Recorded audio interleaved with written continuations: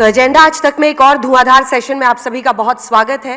कहते हैं किसी भी लोकतंत्र की ताकत विपक्ष की क्षमता में होती है, उसके लड़ने की ताकत में होती है और वही किसी भी लोकतंत्र को मजबूत बनाता है। तीन ऐसे ही दिग्गज कांग्रेस पार्टी की तरफ से प्रबल प्रवक्ता भी और इसी के साथ जो सोच और समझ भी रखते हैं रणनीति की, वो हमारे साथ मंच पर है। तालियों के साथ स्वागत कीजिए सांसद प्रमोद तिवारी जी का। तालियों के साथ पवन खेड़ा जी का स्वागत कीजिए, जिनको आपने अक्सर टीवी पर देखा होगा, अपनी पार्टी के लिए धुआंधार बल्लेबाजी करते हैं। और कन्हैया कुमार जी, कांग्रेस पार्टी के नेता, तालियों के साथ स्वागत कीजिए। तीन ऐसे नेता हैं जिनकी बात सुनकर आपको यह समझ में आएगा कि कांग्रेस पार्टी का मिशन 2024 आखिर है क्या। तो एजेंडा आज तक मैं प्रमोद जी आपके साथ शुरुआत कर रही हूं। कांग्रेस का मिशन 2024 क्या है? अगर 4 लाइनों में आपको समेटना हो तो यह मिशन क्या है और उसको पूरा करने का रास्ता क्या है? अंजना जी, 24 की तो बात करेंगे, हमारे दो बहुत ही काबिल साथी भी मेरे साथ हैं, पर पहले जरा आज की बात कर ली जाए, आज तक की बात कर ली जाए। बिल्कुल। अभी थोड़ी देर पहले मैं पार्लियामेंट में था। जो कुछ सुबह से आज पार्लियामेंट में हुआ, आज हम वर्षी मना रहे थे 22 साल पहले आज ही के दिन हमला हुआ था पार्लियामेंट, जो लोकतंत्र का मंदिर होता है। सुबह श्रद्धांजलि दी और दोपहर में 1 बजे के करीब, पिछली बार तो कोई लोकसभा और राज्यसभा में घुस नहीं पाया था, हमारे बहादुर जवानों ने उन्हें वहीं रोक लिया था। लेकिन इस बार तो लोकसभा में, दर्शक दीर्घा में और दर्शक दीर्घा से फिर लोकसभा के अंदर जहां हमारे सारे सांसद बैठते हैं, वहां तक 2 लोग प्रवेश कर गए। और अंजना जी विश्वास करिए, जब पुरानी बिल्डिंग छोड़ के जा रहे थे हम लोग तो बड़ा दुख था, पर यह कहा गया था कि नई बिल्डिंग सुरक्षा के दृष्टिकोण से अभेद किला है। अब वो अभेद किला तो सांसदों के लिए हो गई, पर उनके लिए नहीं।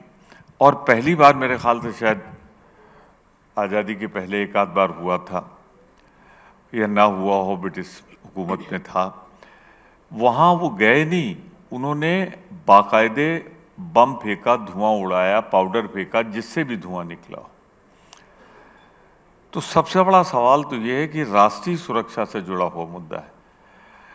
वहाँ पर इस सरकार अगर संसद की हिफाजत नहीं कर सकती तो इस सरकार से देश की हिफाजत की उम्मीद क्या करें। हमें तो ऐसा लग रहा था कि आज जैसे पुलवामा का रिहर्सल कर रहे थे,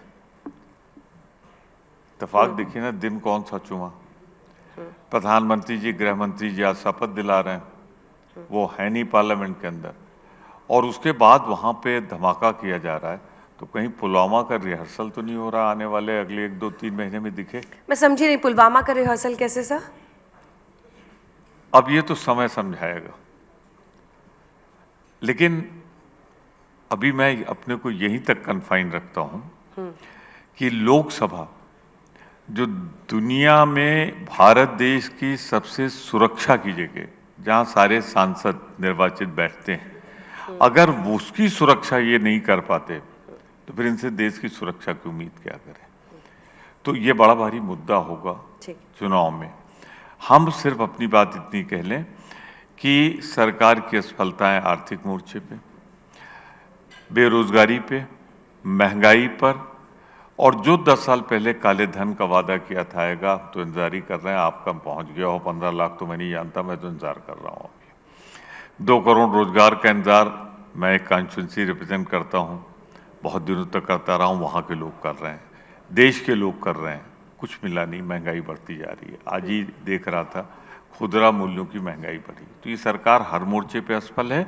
हम किसानों के लिए, खास तौर से नौजवानों के लिए, मजदूरों के लिए और देश की मध्यम MSME के लिए हम एक निश्चित स्वरूप लेके जनता के बीच जाएंगे। और हमें पूरी उम्मीद है कि हमारा जो गठबंधन है, ये गठबंधन इंडिया का 2024 में सरकार बनाएगा।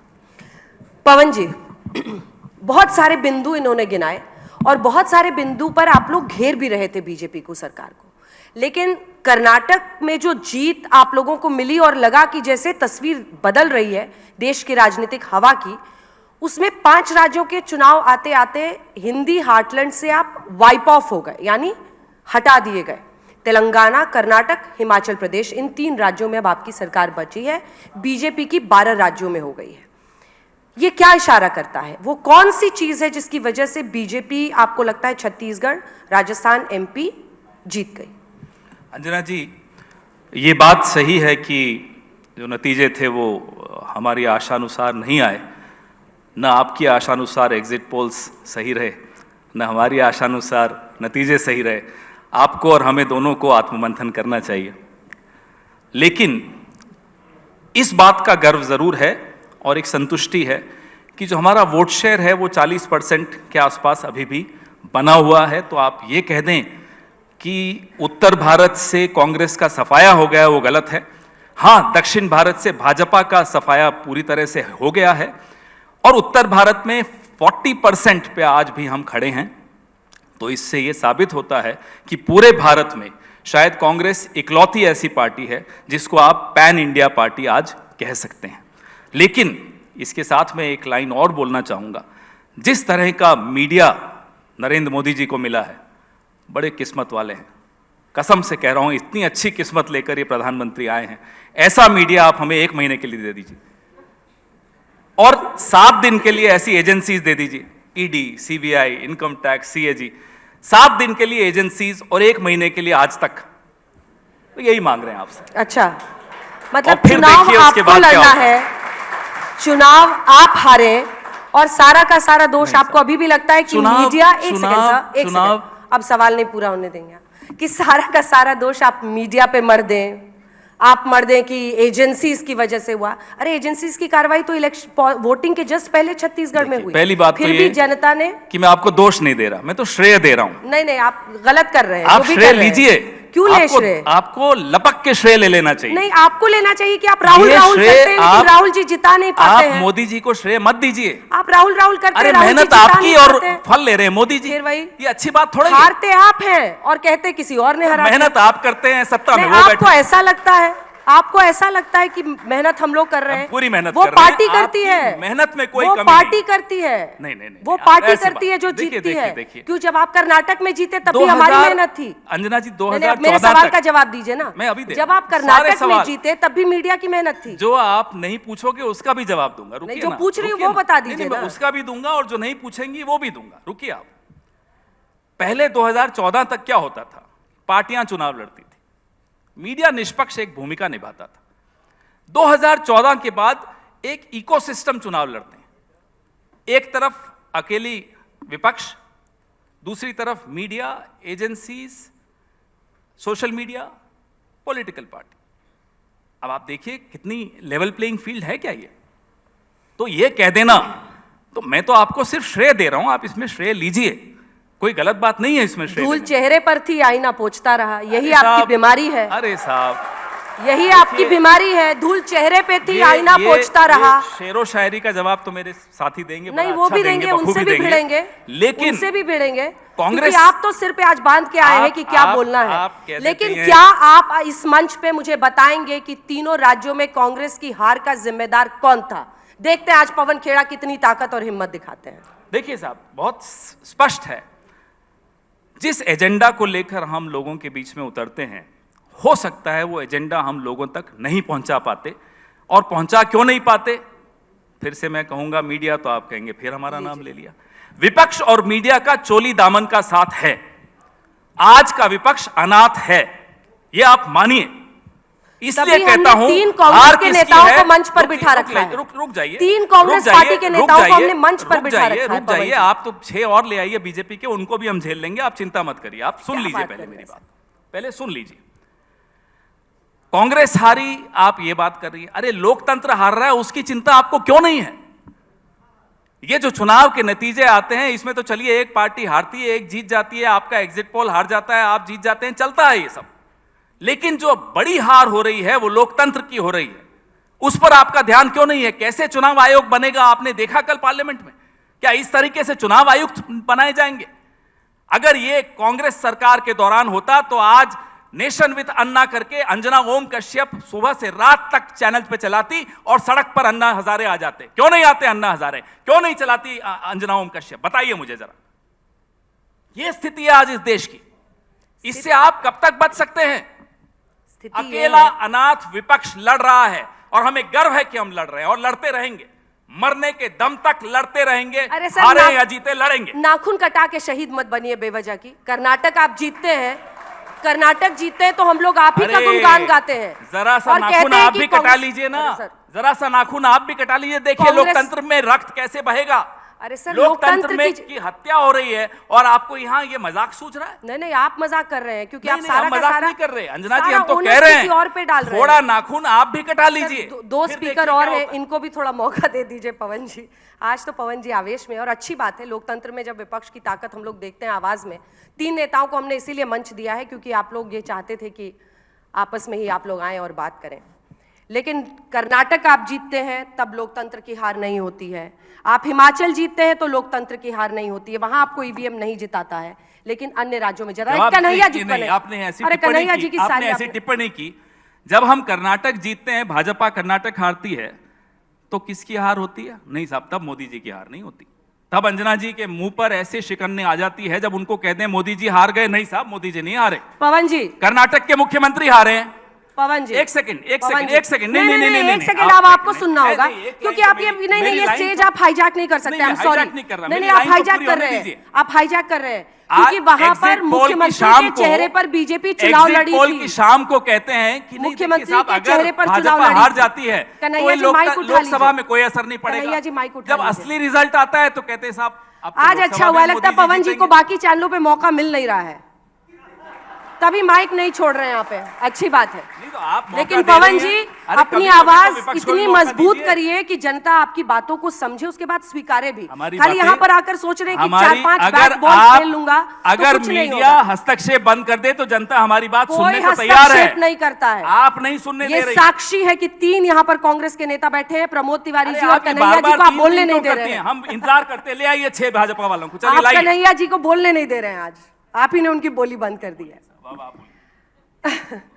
कन्हैया जी, कर्नाटका में जिन गारंटीज पर कांग्रेस पार्टी को इतनी बड़ी जीत मिली, जिसकी चर्चा हुई, और वहां से विद इन इंडिया गठबंधन भी कांग्रेस का कद बढ़ा क्योंकि उसके बाद बेंगलुरु में सबसे बड़ा आयोजन किया गया इंडिया गठबंधन के साथियों का।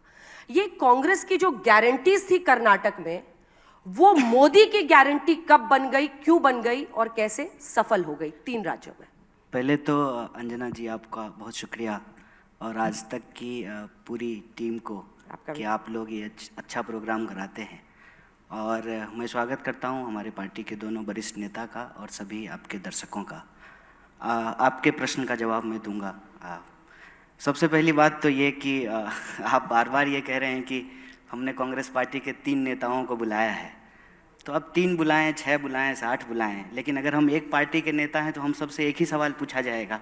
ऐसा तो होगा नहीं कि पवन जी से अलग सवाल पूछा जाएगा, हमसे अलग सवाल पूछा जाएगा, और हमारा जवाब भी एक ही होगा अगर हम एक पार्टी के हैं तो।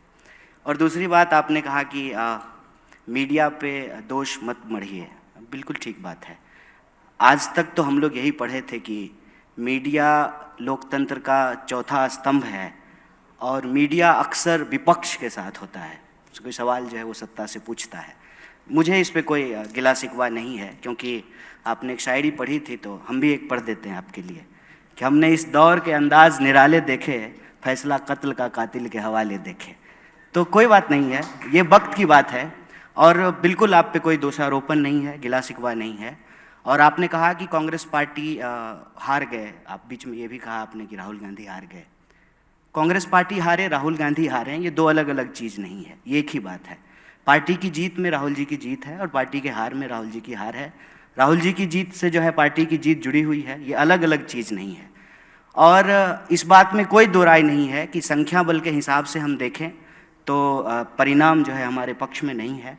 और आपने बिल्कुल सही आंकड़ा दिया है कि जो हिंदी पट्टी है उसके ज़्यादातर राज्यों में बीजेपी की सरकार है, बिल्कुल ठीक बात है, फैक्ट है। सवाल ये है कि इस देश में भारतीय राष्ट्रीय कांग्रेस एक पार्टी है जो कई सालों तक सत्ता में थी, सरकार में थी। उससे पहले जो है आज़ादी के आंदोलन में हिस्सा ली, देश को आज़ादी दिलाई, और अभी विपक्ष में है। ये एक स्वाभाविक प्रक्रिया है, जो खेलता है तो कोई हारता है, कोई जीतता है, इसमें कोई दुर्भावना वाली बात नहीं है। लेकिन मैं आपको इन सब चीज़ों के अलावे विशेष रूप से इस बात का धन्यवाद देना चाहता हूं कि आप गारंटी शब्द लेकर के आए, और जो प्रश्न आप हमारे दोनों वरिष्ठ नेताओं से पूछ रहे थे, और पवन जी को बोलने का हमसे ज़्यादा बिल्कुल हक है क्योंकि वो हमारे मीडिया चेयरपर्सन हैं, मीडिया डिपार्टमेंट को हेड करते हैं, तो स्वाभाविक रूप से उनको ज़्यादा बोलना चाहिए। लेकिन हम आए हैं यहाँ पे इनके साथ इसलिए कि हमारे पास आज इस देश को देने के लिए एक अल्टरनेटिव है, एक मॉडल है। और आपने चाहे मतलब ट्रोल करने के लिए ही सही या आरोप लगाने के लिए सही, आपने एक बड़ी अच्छी शब्द का इस्तेमाल किया कि कांग्रेस पार्टी की गारंटी की वजह से कर्नाटका में हमको जीत मिली। तो वो जो गारंटी थी वो मोदी जी की गारंटी कैसे बन गई? और मेरा ये मानना है कि कांग्रेस पार्टी ने इस देश में एक टेम्पलेट सेट किया है। टेम्पलेट ये सेट किया है कि इस देश में सरकार और जनता के बीच में एक संबंध है। संबंध ये है कि जनता सरकार को टैक्स देती है और सरकार बदले में जनता को सुरक्षा, उसके जो है रोजी रोटी, कपड़ा, मकान, इन तमाम चीज़ों को मुहैया कराती है, व्यवस्था कराती है। धीरे धीरे ऐसा माहौल बनने लगा था देश में कि हम लोग टैक्स तो दे रहे हैं, लेकिन सरकार क्या देगी ये तय नहीं हो पा रहा था। और मुझे बड़ी इस बात की खुशी है कि जीत किसी की हुई हो, मुख्यमंत्री कोई बना हो, लेकिन एक बात हम सबको मुक्त कंठ से स्वीकार करना चाहिए कि एक बार फिर से लोक कल्याण, वेलफेयरिज्म इस देश की राजनीति के केंद्र में आया है। पहले क्या था ना कि दिन भर हिंदू मुसलमान की बहस में रोजी रोटी, कपड़ा, मकान कहीं छुप जा रहा था। अब तो ये बहुत अच्छा हुआ ना अंजना जी कि हमने कहा कि हम 500 में सिलेंडर देंगे, मोदी जी ने कहा कि हम 450 रुपया में देंगे। तो अब विपक्ष की तरह जो है हमारे पास ये काम है कि कल को हम सिलेंडर लेकर के दिल्ली की सड़कों पे जाएं और मोदी जी से पूछें कि आप चुनाव के वक्त बोले थे कि हम 450 में सिलेंडर देंगे, तो कब दीजिएगा। ये है देश को आगे ले जाने वाली बात, ये है सकारात्मक राजनीति कि अगर हम इस देश में एक टेम्पलेट सेट कर रहे हैं कि हम बोल रहे हैं कि अगर इस देश में एमपी को, यहाँ हमारे मेंबर ऑफ पार्लियामेंट बैठे हुए हैं, अगर उनको पेंशन मिल सकता है तो इस देश में कांस्टेबल को कहीं नहीं क्यों नहीं मिल सकता है, टीचर को क्यों नहीं मिल सकता है, जो सरकारी नौकरियां करते हैं उनको क्यों नहीं मिल सकता है। अब ये टेम्पलेट सेट हो रहा है कि हम कह रहे हैं कि अगर आप इस देश के बड़े कॉरपोरेट का कर्जा माफ कर सकते हैं, 10,60,000 करोड़ रुपया आपने माफ किया है, और आपने किसान निधि के तहत 2,60,000 रुपया किसानों को दिया है, तो ये बेईमानी क्यों? देश के मुट्ठी भर जो है उद्योगपतियों को, व्यापारियों को आप 10,60,000 करोड़ रुपया दे रहे हैं और देश के किसानों को मात्र 2,60,000 करोड़। तो मेरा मानना है कि जीत किसी की भी हो, अल्टीमेटली इस चुनाव में और इस चुनाव के बहस में एक एजेंडे की जीत हुई है। और ये वो एजेंडा किसका है? वो एजेंडा है सरकार के तौर पे आपकी जिम्मेवारी क्या है, जनता के तौर पे किसकी भागीदारी हो रही है और किसकी भागीदारी नहीं हो रही है। महिलाओं को चाहे डायरेक्ट कैश ट्रांसफर हो, उनका खाता खुलना हो, सबको पक्का मकान दिलाना हो, 5 किलो अनाज हो, तो ये तो पुराने नेता हैं कांग्रेस के, आपको बताएंगे। इसमें से कोई ऐसी योजना नहीं है जिसकी नींव कांग्रेस पार्टी के द्वारा नहीं रखी गई।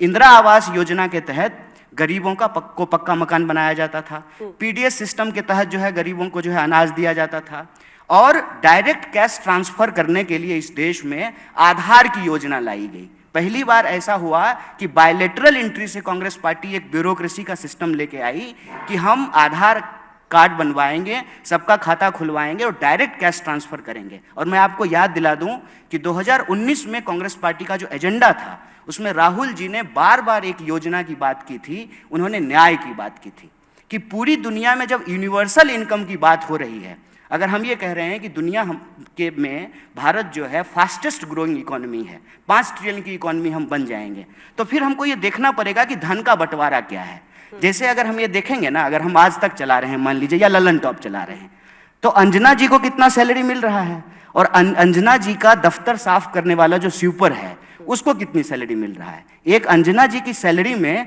कितने ड्राइवरों को सैलरी मिल सकता है। ये जो धन का बंटवारा है ये देखना पड़ेगा, क्योंकि आंकड़ा ये कहता है कि इस देश में 1% लोगों के पास 99% प्रॉपर्टी अकोमुलेट हो गई है।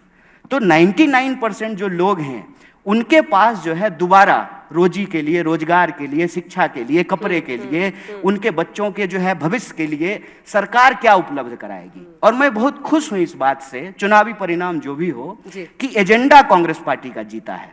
और आप जान लीजिए कि जाति जनगणना का प्रश्न जो कांग्रेस पार्टी उठाई, उसमें किसी जाति को किसी जाति से लड़ाने का सवाल नहीं है, सबकी भागीदारी सुनिश्चित करने का सवाल है। आपका छीन करके किसी को नहीं दे देना है, लेकिन जिसको नहीं मिल पा रहा है, वेल्थ का रीडिस्ट्रीब्यूशन कैसे करेंगे, ये सारे एजेंडे राजनीति में आए हैं।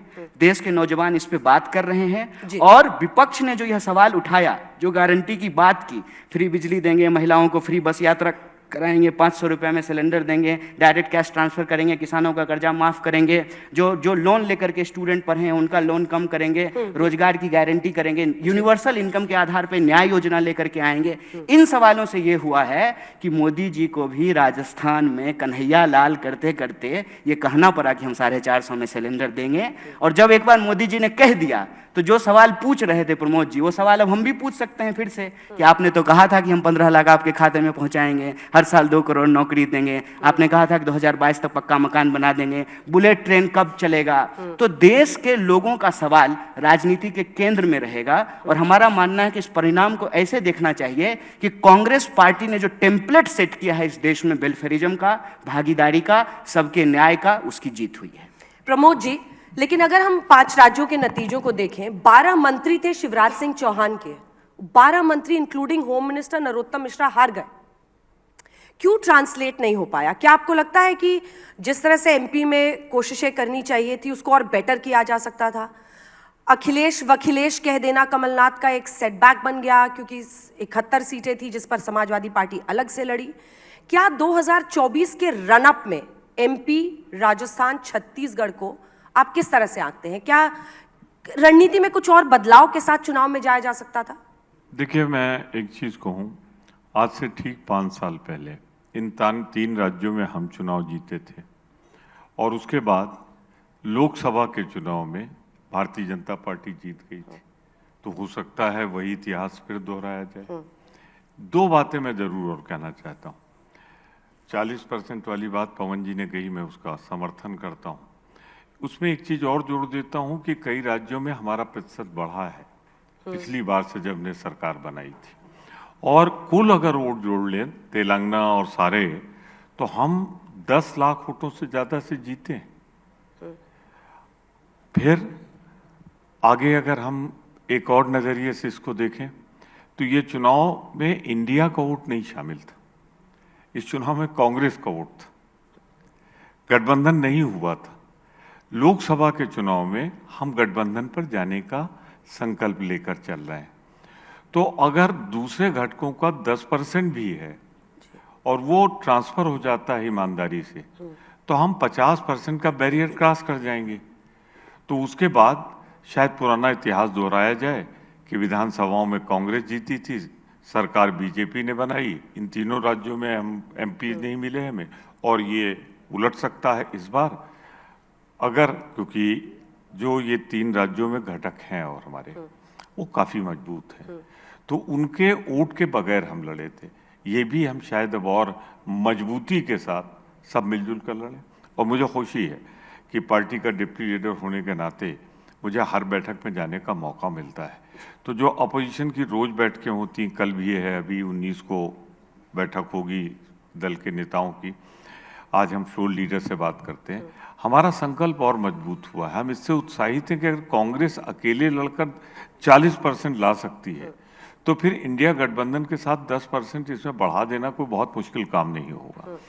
जहां तक पूरे हार के कारणों की जानकारी, कुछ पवन जी ने बताया, कुछ कन्हैया जी ने बताया, उसमें एक चीज मैं और जोड़ देता हूं कि राष्ट्रीय दल समीक्षा करते हैं, और अभी आज तो शपथ हो रही, शपथ के बाद कितने लोग को भवन में जाते हैं, कितने लोग उसी ताकत से लड़ते हैं जिस ताकत से लड़े थे, जो उन्हें मालूम था आज मुख्यमंत्री हैं, कल भी हम रहेंगे।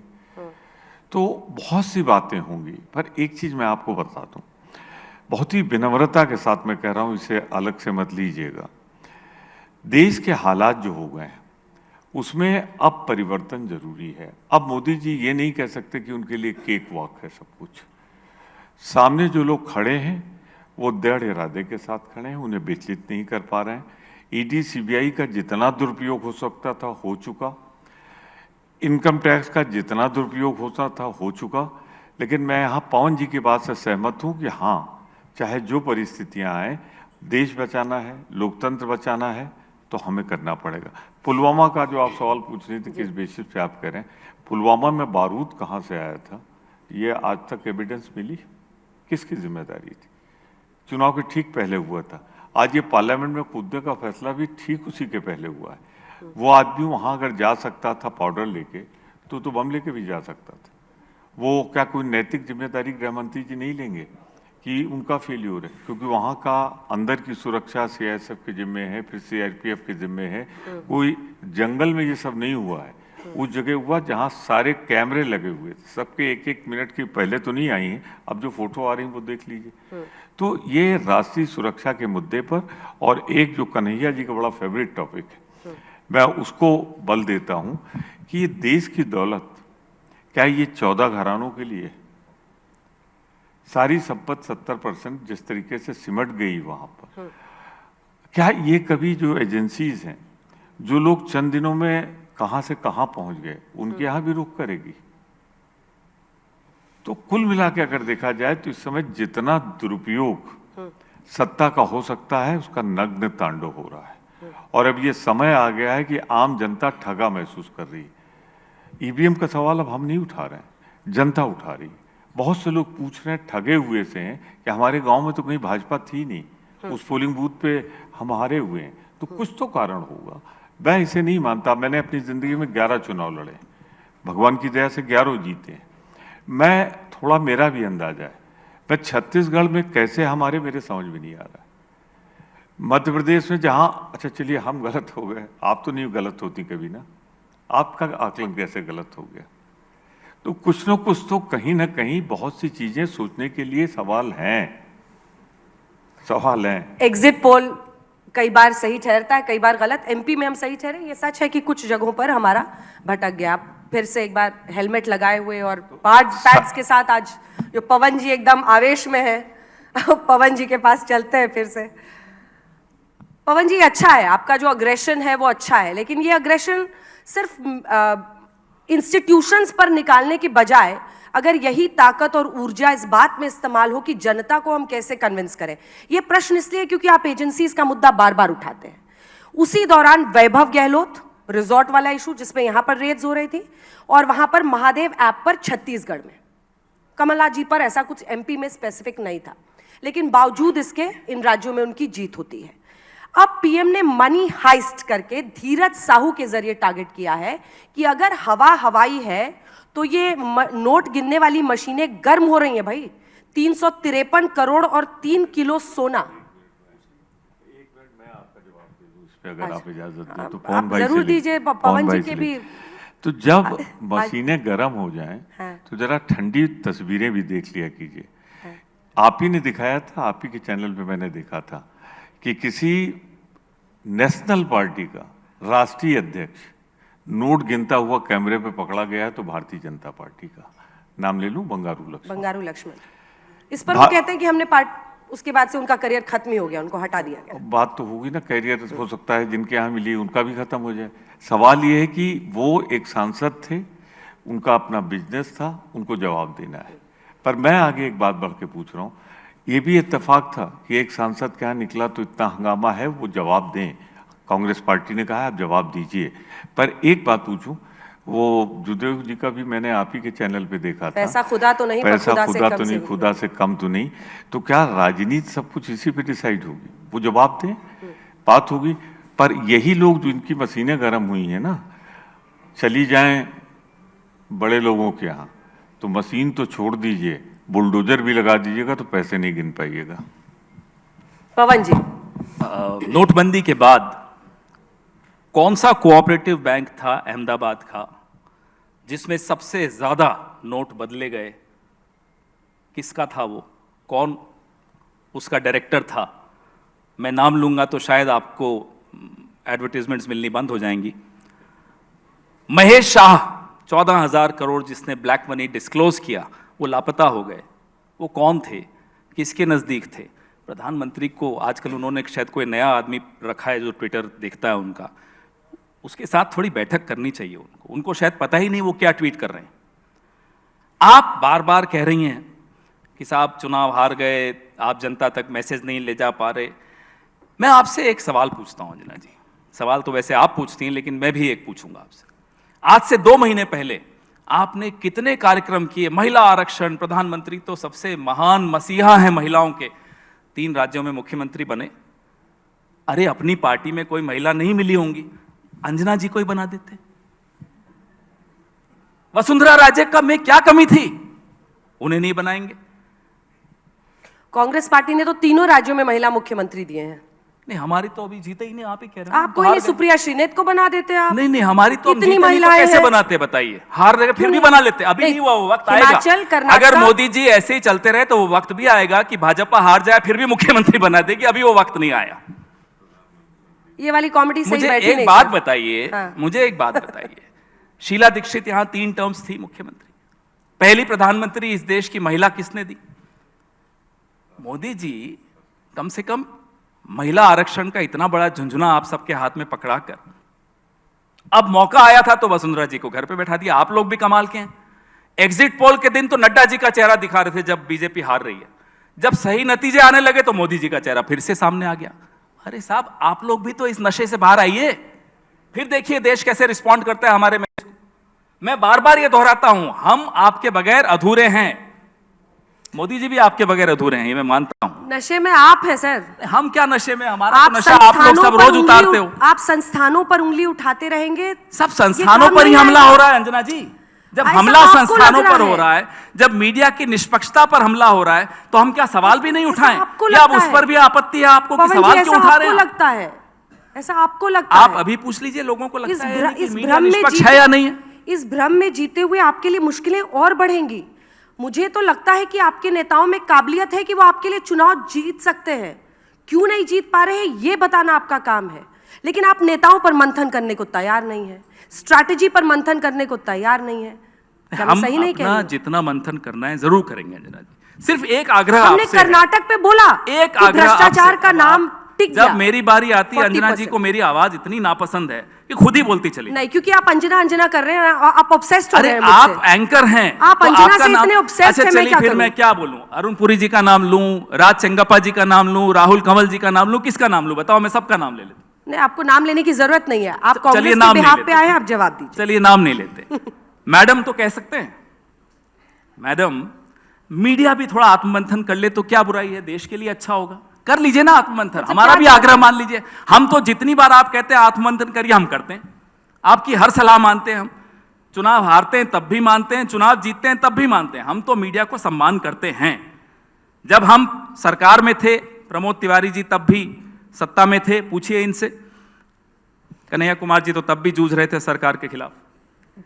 जब हम सरकार में थे आप लोग रोज कार्यक्रम करते थे, जहाज कह दिया था, रोज कार्यक्रम करते थे आप हमारे खिलाफ। हमने तो कभी नहीं फोन करके बोला साहब आपके बॉसेस को कि नहीं अंजना जी को हटा दीजिए, उनको कम कर दीजिए। हिरेन जोशी हमारे यहाँ तो कोई था ही नहीं। बस फिर शुरू हो गया। क्यों नहीं शुरू होंगे? आपको क्या आपत्ति? मैं हिरेन जोशी का नाम ले रहा हूं ना, आप मत लीजिए, मैं तो लूंगा।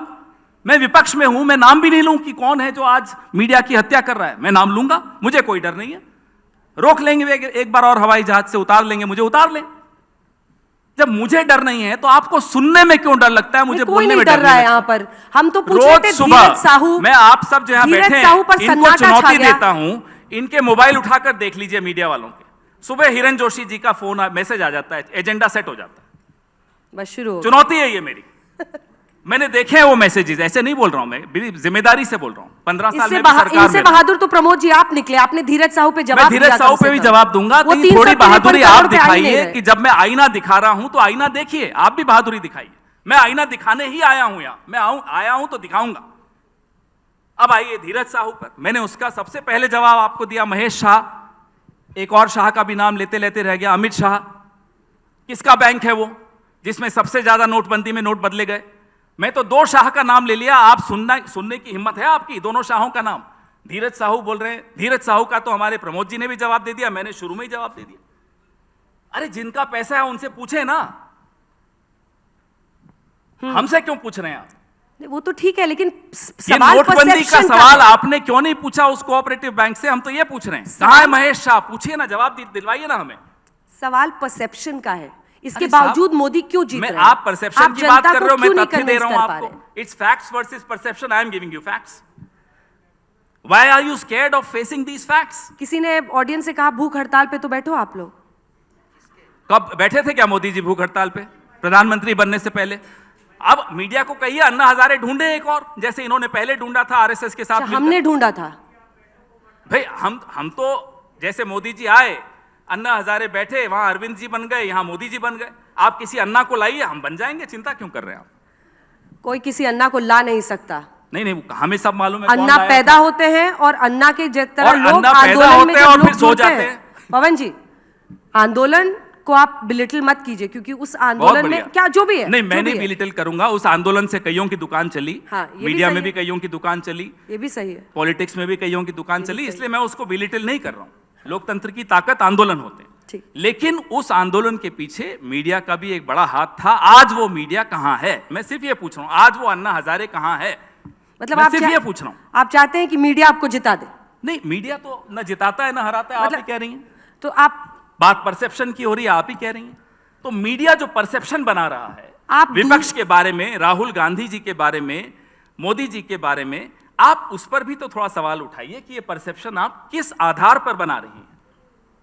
जीत हम और जो हार अगर के आधार सवाल, पर। अरे साहब कमाल अब कन्हैया जी को बोलने दीजिए तो। चलिए, आपने मुझसे पूछा था इसलिए मैं जवाब दे रहा हूं। जब मैं ज्यादा बोल देता हूं कहते हैं नहीं नहीं, कन्हैया जी को आप आज एकदम फॉर्म में, आप ऐसे ही नहीं, डटे मैं तो रहिए, हमेशा full बल्ला form पे उठा के रहता आप हूं। डटे रहिए।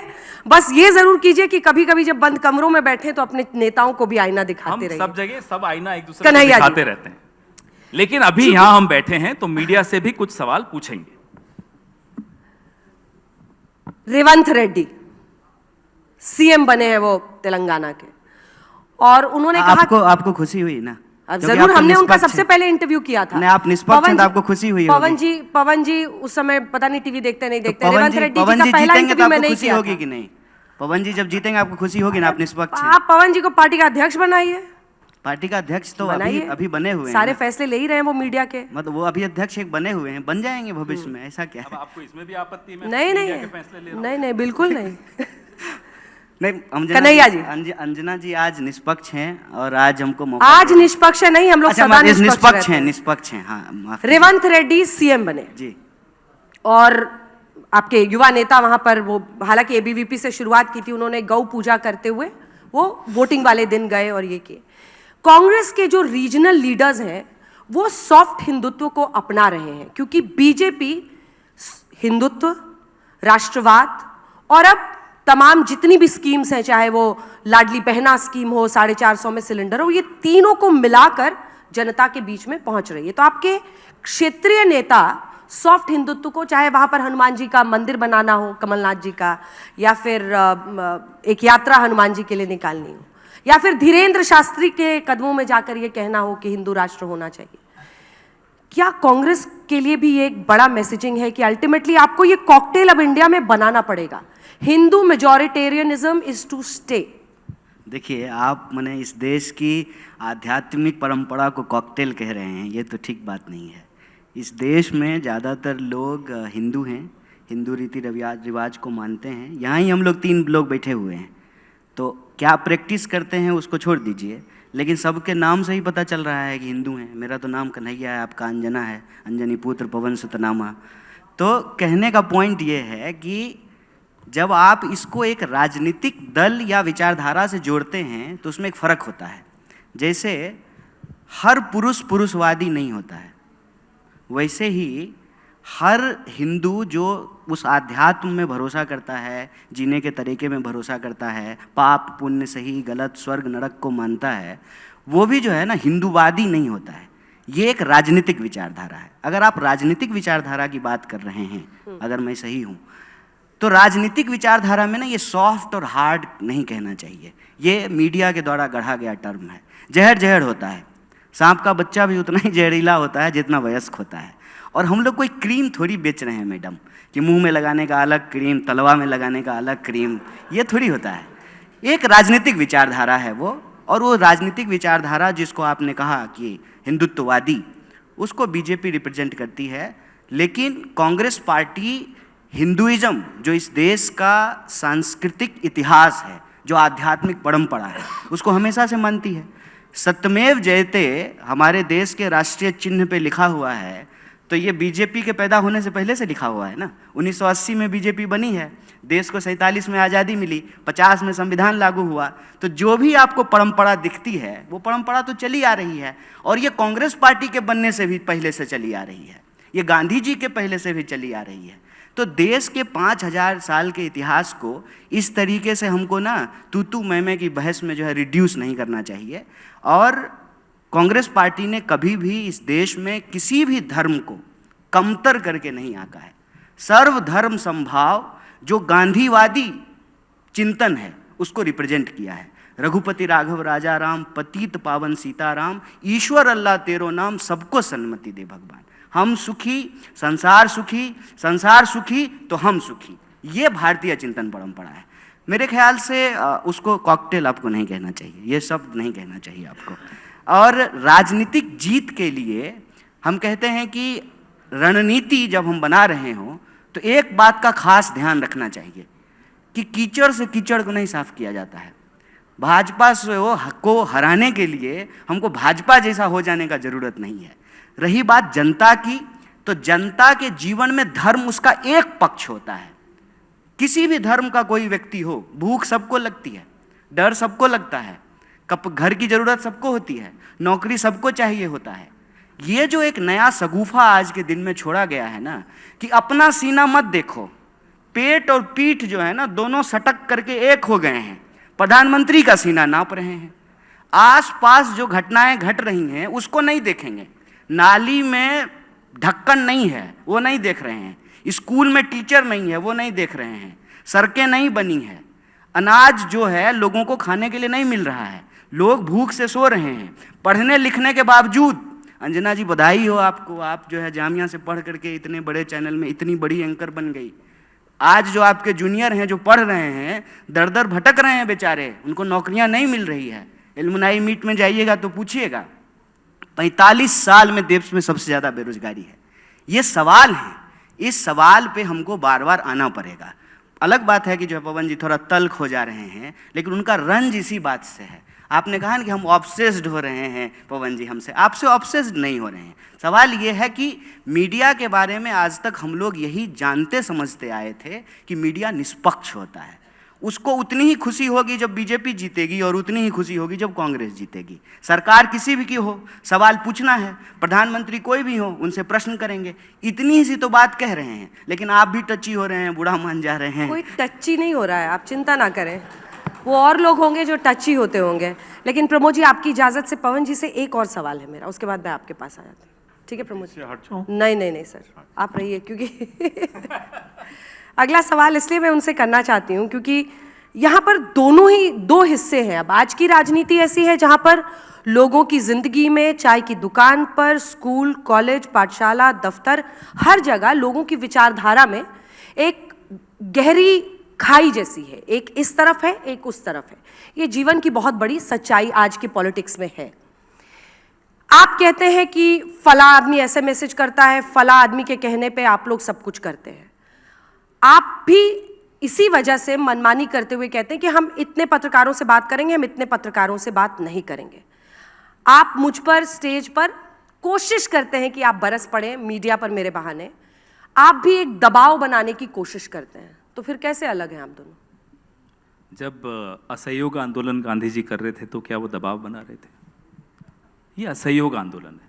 क्या इतना अधिकार भी मेरे पास नहीं है कि मैं उस जहर के व्यापार का हिस्सा नहीं बनूं जो आपके कुछ सहयोगी, आपके चैनल की बात नहीं कर रहा हूँ, कुछ सहयोगी मीडिया में फैलाते हैं? मैं उस व्यापार का हिस्सा नहीं बनना चाहता। मैं अभी बड़ा रोचक आपने सवाल मेरे साथी से पूछा, रेवंत रेड्डी पहले एबीवीपी में थे, अच्छा लगा सुनकर, आपने याद दिलाया, अच्छा किया। हेमंता बिस्वा शर्मा पहले कहाँ थे? कांग्रेस में। ज्योतिरादित्य सिंधिया पहले कहाँ थे? सब आपकी पार्टी जितिन के प्रसाद पहले कहाँ थे? सब रूट के चले गए। तो नहीं तो बिछड़े सभी बारी बारी आप अपनी ही फौज की याद दिला रहे हैं मुझे। तो फिर ये रेवंत रेड्डी भी रूट के चले आए होंगे ना बीजेपी से, ये भी बोलिए, बोलिए ना। वो बीच में टीडीपी में भी गए थे, बोलिए ना कि वो भी रूट के गए, बोलिए ना। बिल्कुल रूट के गए, मैं इंतजार कर रहा हूं। टीडीपी में गए, वो यशवंत सिन्हा जी भी रूट के गए, तेलुगु देशम में। नवजोत सिद्धू जी भी रूठ के गए, हाँ। कीर्ति आजाद भी रूठ के गए, शत्रुघ्न सिन्हा भी रूठ के गए। नाम गिना रहा हूं मैं आपको कितने लोग रूठ के गए। अरे मैंने एबीवीपी मैं से सिर्फ कहा था याद क्योंकि वो दिलाता गौ पूजा करते दिखे तो मुझे हैरानी हुई गौ थी पूजा उस में दिन। क्या बुराई है? हम तीनों करते हैं, चलिए बताइए। वोटिंग क्या वाले बुराई है? दिन ये एक पोस्चरिंग होती है। नहीं, पोस्चरिंग आपको लगती है, ये हमारी संस्कृति का हिस्सा है, इसमें आपको। लेकिन जो मुझे आपत्ति है अंजना जी, मैं आपका नाम ले रहा हूं, माफी चाहता हूं। वो तो मैं जानती हूँ, आप ऑब्सेस्ड हैं मुझसे। मुझे आपत्ति हमें इस बात से है कि मेरे और मेरे भगवान के बीच में ये दलाल क्यों आ जाते हैं? साहब, बड़ा विशाल अयोध्या में मंदिर की पूजा होने वाली है, ऐसा इवेंट होने वाला है जो पूरी दुनिया ने कभी नहीं देखा होगा। अरे मेरे और मेरे भगवान और मेरी श्रद्धा के बीच में जी। ये दलालों का काम क्या है? और आप उसको सेलिब्रेट करती हैं दलाली को कि दलाल आ गए साहब, खुशी खुशी मनाइए, दलाल आ गए, प्रधानमंत्री भी जा रहे हैं, सारे मंत्री जा रहे हैं, सबको ले जाया जा रहा है। अरे साहब, एक मंदिर है, एक पवित्र जगह है जहां मैं जाकर अपनी श्रद्धा के अनुसार झुकता हूं, सजदा करता हूं, सर झुका देता हूं एकदम। वहां भी दलाल आ रहे हैं और वो भी आप बड़े खुश हो रहे हैं साहब, प्रमोद जी, दलाल आ गए। एक सवाल अब आपसे जिसके साथ हम अंत करेंगे सेशन का। कई बार ऐसा होता है कि पीएम पर, मैं इस बात से इनकार नहीं करती कि बीजेपी ने भी कांग्रेस के शीर्षस्थ नेताओं पर एक से एक हमले किए हैं, जिसमें सोनिया गांधी जी से लेकर राहुल गांधी, प्रियंका गांधी, सब पर हमले हुए हैं। लेकिन हाल के दिनों में एक ट्रेंड रहा है, अभी भी पवन जी ने जो शब्द यहाँ पर बोला, मुझे नहीं लगता है कि बहुत अच्छी भाषा है जो हम अपने बच्चों को ऐसा शब्द सिखाना चाहेंगे। पीएम के लिए भी ऐसे शब्दों का इस्तेमाल हुआ वर्ल्ड कप के बाद। कांग्रेस को असल मुद्दे उठाने होंगे। संसद में बने शेर के दांत का साइज छोटा है या बड़ा है, ग्रीन रूम में जाकर किस प्लेयर से मिले नहीं मिले, ये सब छोड़कर बेरोजगारी, महंगाई और ऐसे मुद्दों पर अगर कांग्रेस जनता के बीच ज्यादा जाएगी तो ज्यादा आपको लगता है आपके अनुभव के आधार पर कि वो बेटर काम करेगा, क्योंकि वो इश्यूज हैं। देखिए, ये बात मैं बिल्कुल दिल से बोल रहा हूँ। हो सकता है जैसा जवाब चाह रही हूँ वो ना हो, पर मैं अपने दोनों काबिल साथियों का इस बात के लिए तारीफ करता हूँ कि पूरी दृढ़ता के साथ उन्होंने कांग्रेस के विचार रखे हैं। और आपने मुझसे, देखिए, मैं राजनीति में आ गया था तो मैंने पंडित जवाहरलाल नेहरू को सुना है दूर से, इंदिरा जी को देखा है, क्योंकि मेरी कॉन्स्टिट्यूंसी और इंदिरा जी की रायबरेली बिल्कुल लगी थी, तो मैं हमेशा से देखता था। राजीव जी को देखा, नरसिंह राव जी को भी देखा, और इन सब से अलग हट के लखनऊ से अटल जी चुनाव लड़ते थे, तो मैं उनके कई भाषा के मामले में उनके प्रशंसक हूँ। लेकिन इस चुनाव में क्या आप नहीं मानते हैं, बाद में विचार कर लीजिएगा, यहाँ कहना कोई ज़रूरी नहीं, कि पहली बार भारत का प्रधानमंत्री चुनाव लड़ता रहा और एक बार भी इस मुद्दे पे चुनाव नहीं लड़ा कि मैंने ये किया है, ये किया है, ये किया है, वोट इस पर दे दो। किस पे लड़ते रहे वो? कन्हैयापुर उदयपुर में। वो लड़ते रहे किस बात पे? धार्मिक उन्माद पर। धर्म की लात, जो धर्मनिरपेक्ष राष्ट्र का प्रधानमंत्री जो सिर्फ धर्म पे उतर गया, मैं उसे उसकी नैतिक हार मानता हूँ। आज अगर वो चुनाव इस मुद्दे पे लड़ते कि हमने ये किया है, महंगाई 25 रुपए पे पेट्रोल कर दिया, वो कहते कि गैस का सिलेंडर हमने 100 रुपए पे कर दिया, या वो ये कहते कि हमने वादा किया था तुम्हें 15 लाख दे दिया, 2 करोड़ लोगों को नौकरियां देता, उसके बाद जीत होती, तो मैं उसे ईमानदारी की जीत मानता। यहाँ तो आपको करना पड़ा नकारात्मक, क्या क्या बात है। अब भाषा की बात करें तो एक वाक्य मैं याद दिला दूं, जिसके लिए मैं कभी अगर मिलूंगा तो उनसे जरूर कहूंगा, भारत के प्रधानमंत्री से ये आशा नहीं थी कि देश के सबसे बड़े दल के सबसे बड़े नेता को मूर्खों का बादशाह कहे। जरा अपनी डिग्री देख लो, आज तक पता नहीं लगा क्या है। दूसरे की डिग्री देख लो, किस यूनिवर्सिटी की डिग्री है। एक आदमी ईमानदारी से जो उसके दिल में होता है कह जाता है, दूसरा कसम खा रखी कि हम ईमानदारी से बोलेंगे ही नहीं, जो बोलेंगे वोट के लिए बोलेंगे। तो मैंने जो बात कहनी थी आपसे कही कि ये चुनाव बीजेपी इस मुद्दे पर नहीं लड़ी कि हमने क्या किया, इस मुद्दे पर लड़ी कि हम नहीं रहेंगे तो कौन खतरे में पड़ जाएगा। ये मैं समझता हूँ किश्ती बिल्कुल किनारे पहुँच चुकी है, डूबने की कगार पर है। इसलिए भारतीय जनता पार्टी ने इन तीनों चुनाव को लड़ने के लिए, रिजल्ट आने के लिए, जिस पर मैं भारी सवालिया निशान लगाता हूँ, रिजल्ट आने के लिए सारी मर्यादाएं तोड़ दी। भाषा की मर्यादा आप ही ने पूछा था, इसलिए मैंने भाषा पे ही बोला और कुछ नहीं बोला। मैं ये नहीं बोल रहा हूँ कितना खर्च कर दिया, कितने साधन लगाए, दूसरे के साधन कितने तोड़े, और महादेव ऐप्स में वो भाग गए थे और जैसे वहाँ सरकार आई भाजपा की लौट आए। तो ये सारा सदा बदा खेल नहीं लगता कि अभी जाओ भाई हम नहीं हैं यहाँ पे, बाहर रहो और दुबई से आ गए। अरे दुबई का रास्ता तो सबको मालूम था पहले भी, पहले क्यों नहीं ले आए? तो ये सारी चीज़ें हैं। मैं समझता हूँ कि भाजपा ने बिल्कुल अंतिम पायदान पे उतर के चुनाव लड़ा है। इसके परिणाम से वो जीते हैं। 2 जगह हो गई, तीसरी जगह भी होने वाली शपथ वो हो, उनका उसका अधिकार है। लेकिन इतना ज़रूर कहूँगा कि चुनाव में मैं निराश हूँ। मेरे जैसा आदमी जो 43 साल से लगातार इलेक्टेड पॉलिटिक्स कर रहा हो, उसके लिए ये भाषा प्रधानमंत्री या गृह मंत्री या जो लोग बोले हैं वो देश के लिए शुभ लक्षण नहीं है, लोकतंत्र के लिए। प्रमोद तिवारी जी, पवन खेड़ा जी, कन्हैया कुमार जी, आपका बहुत बहुत धन्यवाद हमारे साथ इस चर्चा में एजेंडा आज तक में शामिल हुए। पवन जी को डबल धन्यवाद। पवन जी को डबल धन्यवाद। वो ट्रिपल 4 गुना सब लेकर जाएं घर।